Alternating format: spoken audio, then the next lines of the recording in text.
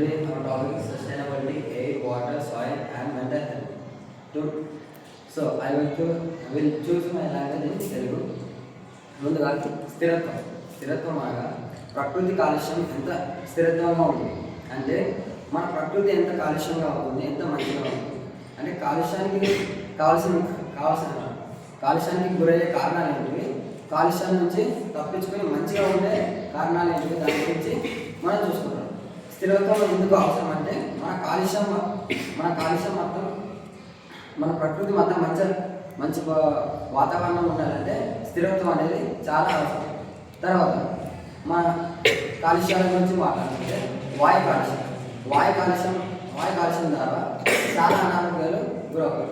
ముందుగా దానికి వచ్చే కారణాలు ఏంటంటే వాహనాలు ఎక్కువగా ఉపయోగించడం వల్ల దాని నుంచి వచ్చే పొగ ద్వారా ఎక్కువ కాలుష్యం అవుతుంది.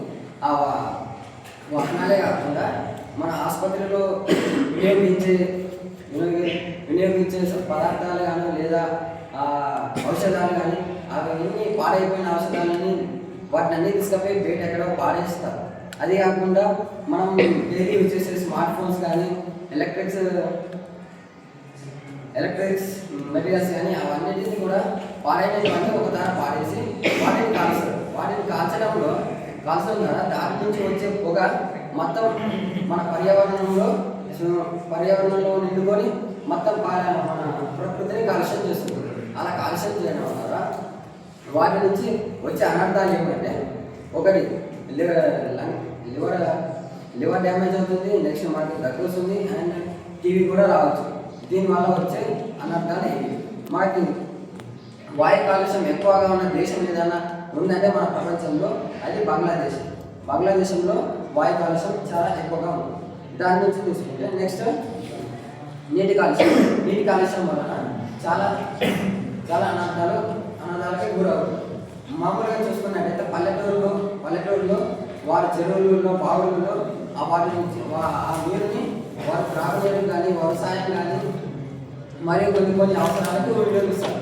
కానీ కొంతమంది ఏం చేస్తారంటే ఈ పెద్ద ఇండస్ట్రీస్ నుంచి వచ్చే వేస్టేజ్ అంటే ఆ నుంచి వచ్చే వేస్టేజ్ వాటర్స్ కానీ అన్నింటినీ ఆ చెరువులకు కానీ బావుల్లో కానీ పాడవేస్తారు. అలా వేసినామంటే ఆ నీరు మొత్తం ఏమవుతుందంటే మొత్తం డ్యామేజ్ అయిపోయింది. ఆ నీరుని పల్లెటూరు వారు త్రాగడానికి కానీ వారి పంట పొలాలకు కానీ వినియోగించినప్పుడు వారు దానిపై గురవడం వల్ల వారు చాలా అనారోగ్యాలకి పాల్గొన్నారు.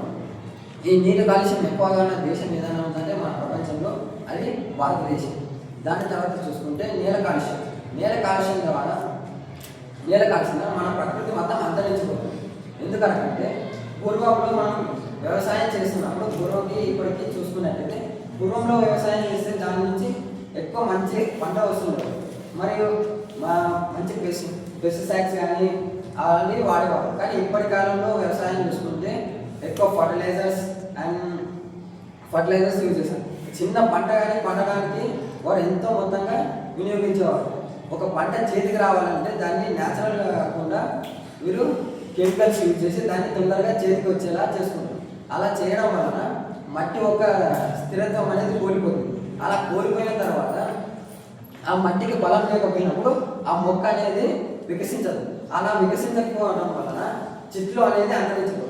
అలా అంతరించిన తర్వాత మనకి గ్రీనరీ అనేది ఉండదు. అసలు గ్రీనరీ అనేది లేకపోయినప్పుడు మనకి గాలి అనేది రాదు. అలా రాకపోవడం ద్వారా ఆక్సిజన్ అనేది తగ్గిపోతుంది. ఇలా చేయడం వలన చెట్లు అంతరించి మన వ్యవసాయాన్ని ముందు తరాల వారికి వ్యవసాయం చేసుకోవడానికి అవకాశాలు ఉండవు.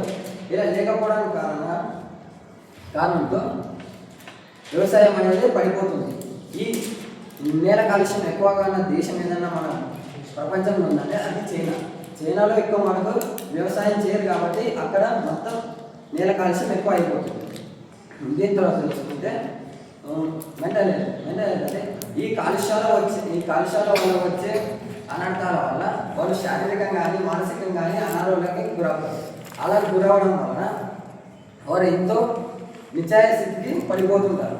అదే కాకుండా మరికొన్ని ఇప్పుడు ఈ జనరేషన్లో చూసుకున్న విద్యార్థులకైతే వారి కుటుంబంలో ఉన్న సమస్యలు కానీ లేదా బయట సమస్యలు కానీ వాటి సమస్యల వల్ల వారు ఒత్తిడికి గురవుతారు. అలా ఒత్తిడికి గురైన విద్యార్థులు ఎవరైనా ఉన్నవారు వారు దేని మీద ఆగ్రహం చూపించలేరు. అలా